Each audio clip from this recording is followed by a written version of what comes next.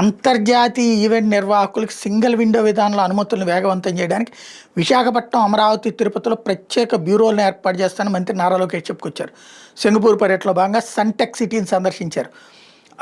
Architect సంస్థ director Anandan కరుణాకరంతో భేటీ అయ్యారు.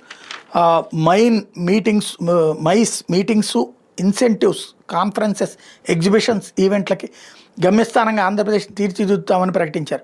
ఇందుకోసం మేము కొత్తగా మైస్ విధానం రూపొందిస్తున్నాం. వచ్చే 5 ఏళ్లలో రాష్ట్రంలోని హోటళ్లలో గదుల సంఖ్య 4 రెట్లు పెరిగి 20,000కి చేరుకుంటుంది. ప్రముఖ జాతీయ, అంతర్జాతీయ ఆతిథ్య సంస్థలు అమరావతికి వస్తున్నాయి. మైస్ పరిశ్రమను ప్రోత్సహించడానికి అమరావతిలో 4 కన్వెన్షన్ సెంటర్లకు రాష్ట్ర ప్రభుత్వం ఆమోదం తెలిపింది అన్నటువంటి విషయాన్ని చెప్పుకొచ్చారు. అట్లా కోవిడ్ ముందు సిఐసి ద్వారా ఏపీ, చైనా మధ్య మిర్చి వాణిజ్యానికి ప్రయత్నించామని లోకేష్ చెప్పారు.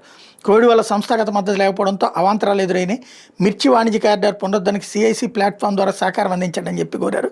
గుంటూరు మిర్చి కొత్త మార్కెట్ దొరుకుతుందని చెప్పుకొచ్చారు.